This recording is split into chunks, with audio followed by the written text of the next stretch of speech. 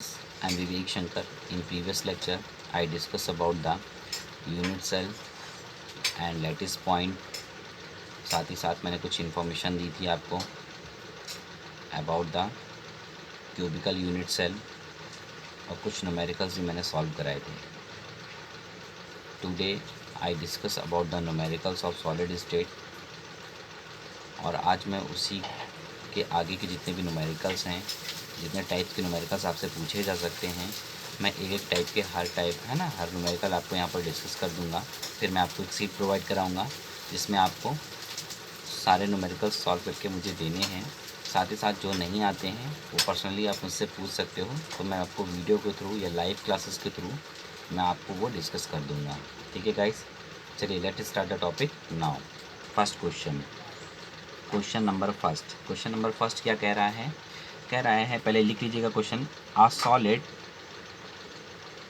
Is made up from 3 atoms, है ना. A solid is made up from 3 atoms A, B and सी.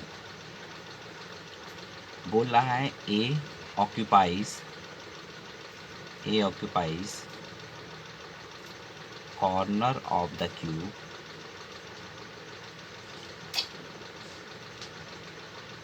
है ना, corner of the cube, but two corner is missing. ठीक, 2 corner is missing. B present at the face center, be present at the face center,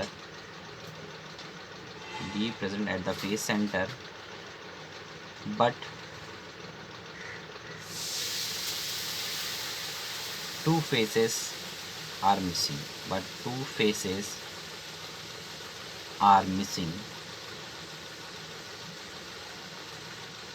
C occupies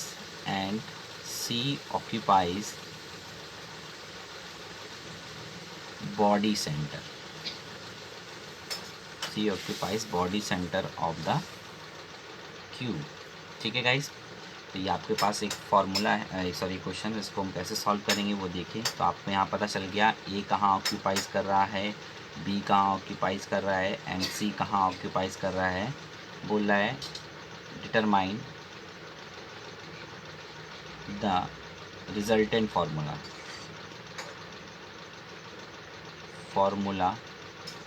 of the solid. तो आपको resultant formula पूछ रहा है solid का, तो आप किस तरह से निकालोगी वो देख लीजिए. ठीक है, तो ए कहाँ प्रेजेंट है, कॉर्नर पे प्रेजेंट है. ए कहाँ प्रेजेंट है बेटे, कॉर्नर प्रेजेंट है. तो एक क्यूब में 8 कॉर्नर होते हैं बट 2 कॉर्नर मिसिंग है. तो आपके टोटल कितने कॉर्नर पे आइटम बैठे होंगे, 6 पे बैठे होंगे.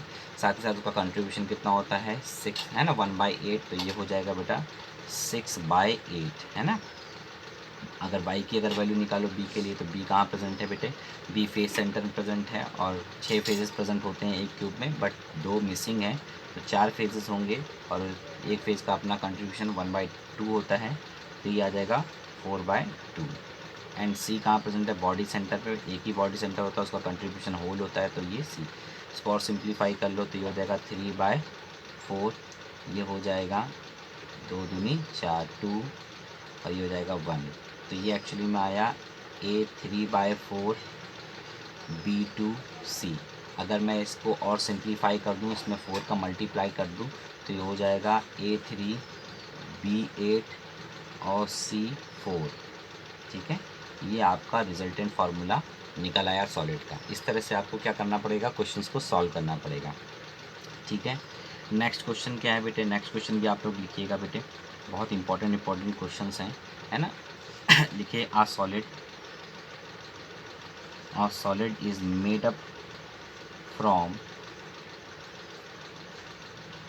3 atoms A, B and C. बोल रहा है A occupies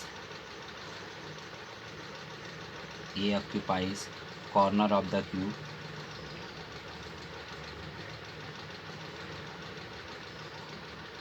B present at the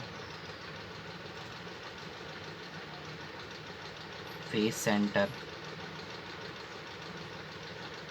be present at the face center, and C occupies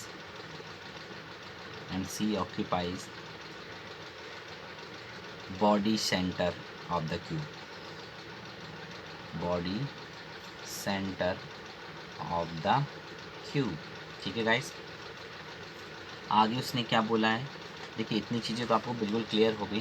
next जो उसने बोला है ये बहुत इंपॉर्टेंट है, लैंग्वेज का ही ट्विस्ट एंड टर्न आपको मिलेगा। बोल रहा है इफ़ all the atoms है ना along one axis, ठीक है, बोल रहा है if all the atoms along one axis passing through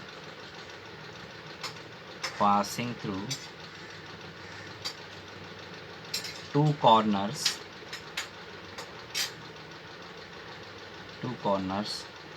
and one face center, two corner and one face center are removed,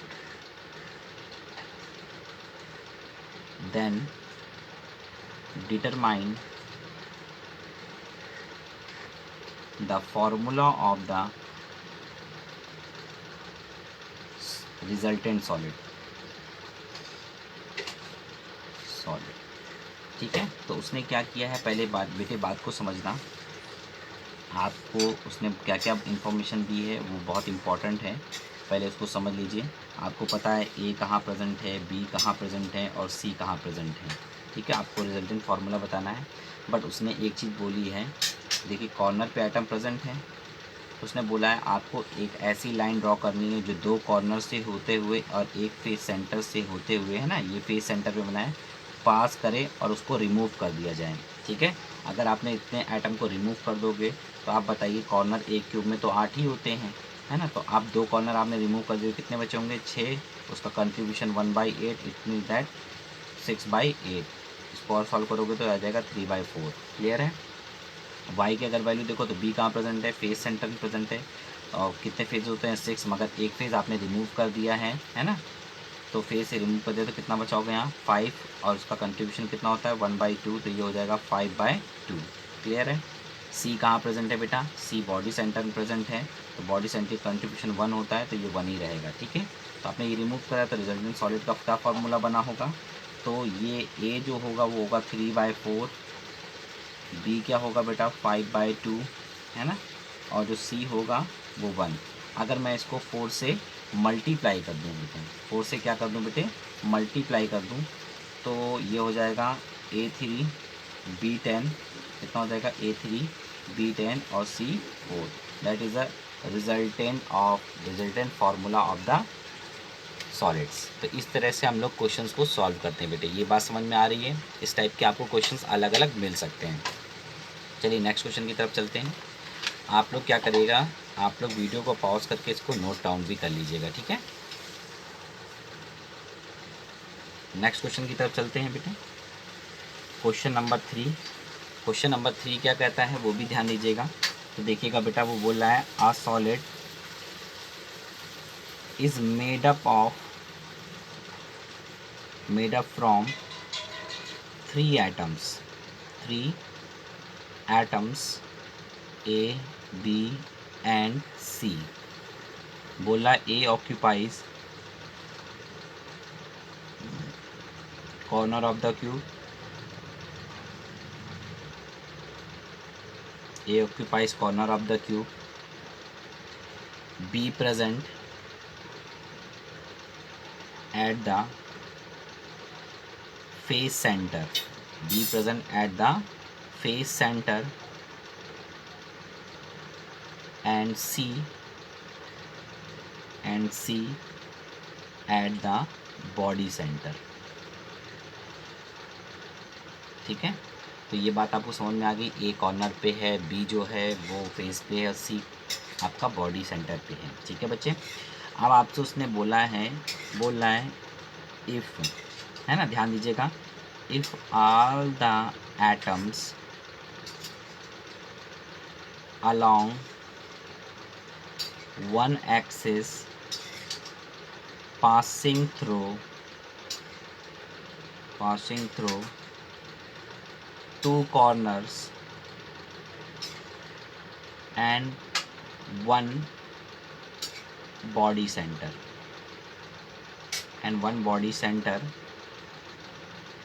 है ना, body center are removed. Then determine the formula of the resultant solid. ठीक है guys, तो अभी आपने face centre पे रखा item को रिमूव किया था, आप बॉडी सेंटर पे, तो ये बॉडी डायगोनल पे जाएगा। ठीक है, तो आपको ये पता ही है, आप एक क्यूब बना लीजिए, आपके लिए बहुत आसानी रहेगी चीज़ों को एनालाइज करने में। अब आप ये जानिए कि ये क्या है बेटा, यहाँ पर ये आपका बॉडी सेंटर है, ये क्या आपका बॉडी सेंटर है, ये आपका कॉर्नर है, ये आपका कॉर्नर है। अगर आप इस तरह से इसको पास करोगे या इस तरह से लाइन ड्रॉ करोगे, एक्सेस ड्रॉ करोगे, तो जिसमें दो कॉर्नर रिमूव हो जाएंगे और एक बॉडी सेंटर रिमूव हो जाएगा, तो रिजल्टेंट आप किस तरह से निकालोगे। तो आपको पता है ए कहाँ प्रेजेंट है, बी कहाँ प्रेजेंट है, सी कहाँ प्रेजेंट है, तो आप रिजल्टेंट सॉल्व फार्मूला निकाल सकते हो। कितने कॉर्नर होते हैं एक क्यूब में, 8, मगर 2 रिमूव हो गए तो कितने बचे होंगे बेटा, 6। उसका contribution 1/8, it mean 6/8, it mean that 3/4। अगर मैं y को निकालूँ, है ना, तो b के लिए, तो y की वैल्यू कितनी होगी, y की वैल्यू बेटा 6 फेजेस हैं, क्योंकि एक भी फेज सेंटर रिमूव नहीं हुआ है वहाँ से आइटम। 6/1/2 इज इक्वल टू, ये हो जाएगा बेटा 3। c कितना है बेटा, एक ही है बेटा, मगर वो तो रिमूव हो गया, तो यहाँ पर 0 हो गया, c बचा ही नहीं है। तो रिजल्टेंट फार्मूला क्या निकला, a 3/4 एंड b 3। अगर मैं क्या करूँ बेटे, इसको और सिंप्लीफाई कर लूँ, 4 से मल्टीप्लाई करा दूँ, तो a3 b12 हो जाएगा बेटा। ये रिजल्टेंट फार्मूला है बेटे सॉलिड का। इस तरह से आप क्या करोगे, क्वेश्चंस को सॉल्व करोगे। देखिए अच्छे अच्छे क्वेश्चंस आपको मिल रहे हैं, इसीलिए मैं बहुत आसानी से मैं आपको चीज़ों को एनालाइज करके आपको दिखा रहा हूँ। ठीक है, एक लास्ट क्वेश्चन देखिएगा बेटे, इसके बाद मैं आपको सीट एक प्रोवाइड कराऊंगा ताकि आप उन चीज़ों को और अच्छे से एनालाइज कर सको। देखिएगा, our solid is made up from 3 atoms, है ना, our solid is made up from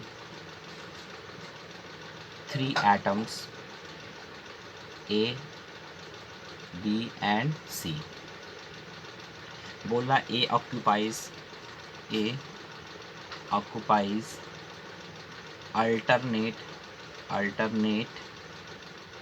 corner of the cube and B occupies alternate face center of the cube and C present at the body center body centre छोड़ दीजिए, इस तरह से लिखिएगा। Body centre वाला मैं आपको बाद में कराऊंगा, ये बहुत ईजी पड़ जाएगा, थोड़ा सा और कॉम्प्लिकेटेड मुझे करना चाहता हूँ मैं इसको। सी है ना, centre of the cube and C occupies, या कह सकते हैं प्रेजेंट एट द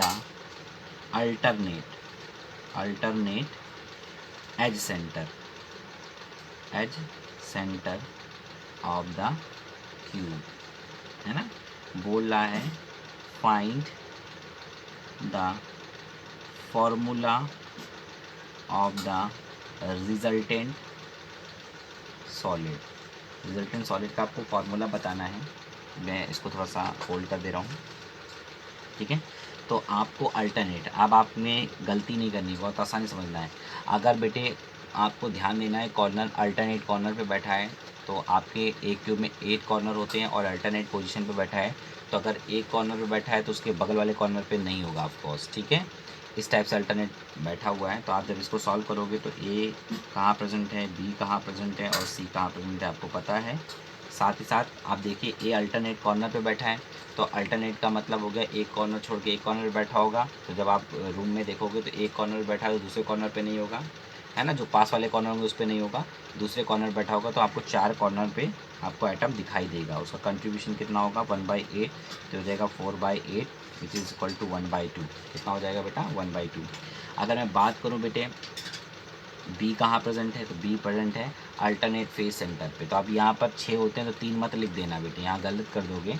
अगर एक फेस पर प्रेजेंट है, सपोज़ करिए आपके जो आप कमरे में बैठे हो उसमें ज़मीन में अगर कोई एटम प्रेजेंट है, तो ना तो किसी भी दीवार में प्रेजेंट नहीं हो सकता कोई भी एटम, है ना, क्योंकि वो सब अल्टरनेटिव प्रेजेंट है। तो कहाँ पर होगा बेटा, छत पे होगा, किसी भी दीवार में प्रेजेंट नहीं होगा। ठीक है, अल्टरनेटिव मतलब केवल 2 ही फेस पे होगा।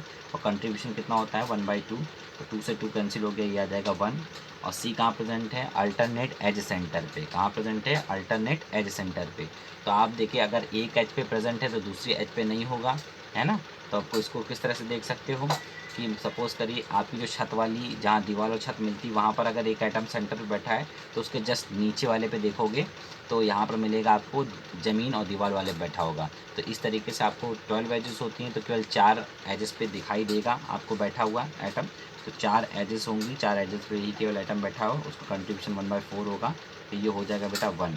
तो जो फार्मूला निकल के आएगा वो निकलेगा A B C। तो ए कितना है बेटा, ए आपका है ना, ए आपका आया 1/2 और बी आया आपका 1, सी आया 1। 1 लिखते नहीं है, 2 से मल्टीप्लाई करा दीजिए, तो AB2C2 that's your answer.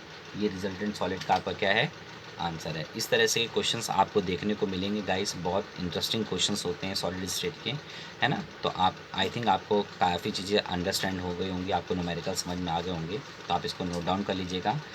Next मेरे वीडियो में मैं और आगे की चीज़ों को डिस्कस करूँगा, जो आपकी जो सिंपल एससीसी है यानी सिंपल क्यूबिक यूनिट सेल के बारे में डिस्कस करूँगा, फिर मैं पीसीसी के बारे में डिस्कस करूँगा, फिर एफसीसी के बारे में डिस्कस करूँगा। ठीक है guys, thank you for watching my video, thank you so much guys.